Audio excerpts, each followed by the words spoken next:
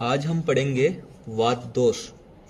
वात दोष की जो व्युत्पत्ति होती है वो होती है वा गति। गंधनियो धातु में जब तन प्रत्यय लगता है तो वात दोष की उत्पत्ति होती है। अब पढ़ते हैं हम वात दोष की निरुक्ति।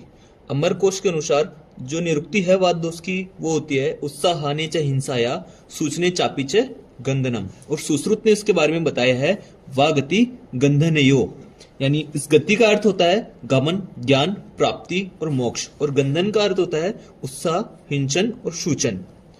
अब हम पढ़ते हैं वात दोष के गुण। गुण का जो चरक सूत्र में श्लोक दिया हुआ है वो है रुक्ष शीतो लघु सूक्ष्म चलो है विषद खर विपरीत गुणे द्रव्य मारुत है संप्रशाम्यति। यानी कि कहते हैं कि वात दोष के जो गुण होते हैं वो होता है रुक्ष यानी कि मतलब ड्राई, शीत यानी कि कोल्ड, लघु यानी कि लाइट, सूक्ष्म चल यानी मोबाइल, विशद एवं खर रफ गुण बताए गए हैं।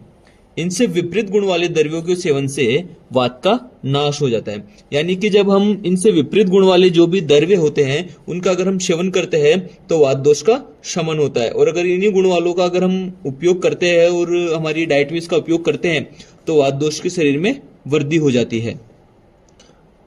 और अष्टांग हृदय के अनुसार इसमें जो बताया गया है वो है तत्र रुक्षो लघु शीत खर सूक्ष्म चलो अनिल। यानी वात को रुक्ष, लघु, शीत, खर, सूक्ष्म एवं चल गुणयुक्त होता है। और किसी किसी ने बताया है कि इनका जो गुण होता है वो दारुण भी होता है और ये अव्यक्त भी होते हैं। और वायु जो है वो योग वायु होती है, यानी ये जब अगर शीत द्रव्यों के संपर्क में आएगा तो शीत हो जाता है और उष्ण द्रव्यों के संपर्क में आने से उष्ण हो जाता है। वायु को हम आशुकारी भी कहते हैं, यानी कि मतलब ये शीघ्र कार्य करने वाला होता है। इसका जो कार्मिक गुण होता है वो अचिंत्य वीर्य होता है, और इसका मानसिक गुण होता है वो रजोगुण प्रधान होता है। अब हम पढ़ते हैं वात दोष के स्थान के बारे में। वात दोष का जो स्थान बताया गया है चरक सूत्र में कि बस्ती पुरुषाधानम कटी सक्तनी पादावस्थिनी च वात स्थानानि तत्रापि पक्वाशयो विशेषण वात स्थानम। चरक सूत्र 20/8 में श्लोक लिखा हुआ है। चरक के अनुसार जो वात के स्थान होते हैं शरीर में कौन कौन सी जगह वात प्रधान रूप से रहता है वो होता है बस्ती यानी कि यूराइनरी ब्लैडर, पुरुषाधान यानी कि रेक्टम, कटी यानी जो पेल्विक गर्डल होता है, शक्ति यानी थाई रीजन, दोनों पैर हमारी अस्थि बोन, और पक्वाशय ये वात के स्थान है। और इनमें भी पक्वाशय को वात का विशिष्ट स्थान माना गया है। अष्टांग हृदय के अनुसार जो स्थान बताए गए हैं वो होते हैं पक्वाशय कटी शक्ति श्रोता अस्थि स्पर्शन इंद्रियम स्थानम वातस्य तत्रापि पक्वाधानम विशेषतः। यानी कि पक्वाशय, कटी, शक्ति, पैर, श्रोत इंद्रिय, कर्ण इंद्रिय, अस्थियां तथा त्वचा ये वायु के स्थान है। सुश्रुत ने जो अलग से स्थान बताए हैं वो बताया है श्रोणी और गुद। काश्यप ने जो अलग से स्थान बताया है वो होता है अस्थि व मज्जा। अब हम पढ़ेंगे वात के कर्म। वात के जो कर्म होते हैं वो होते हैं उत्साहो उच्च श्वास निश्वास चेष्टा धातु गति समा शमो मोक्षो गतिमताम वायु कर्मा अविकारजम।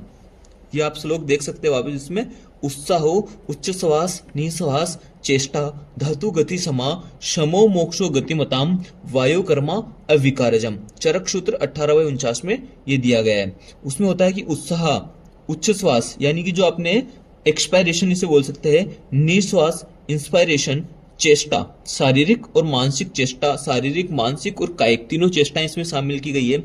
रसादी धातुओं की शरीर में सम्यक रूप से गति, जो भी हमारी 7 धातुएं बताई गई है उनका सम्यक प्रकार से शरीर में जो गति करवाने वाला होता है वो वात ही होता है। तब मल मूत्रादि वेगों का निष्कासन सम्यक रूप से, जो मल है मूत्र है उन वेगों का शरीर से आसानी से निष्कासन जो करवाता है ये अविकृत वात के कर्म होते हैं।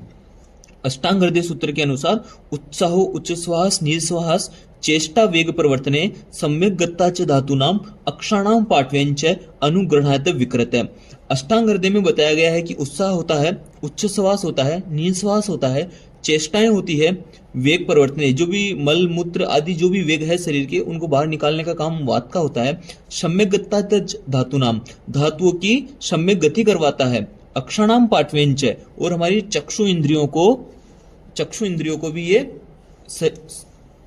चक्षु इंद्रियों को भी पाठवेन करता है। अनुग्रहणात विकृत, यानी जब अविकृत रूप में ये रहता है तब इन सब चीजों का अनुग्रहण करता है।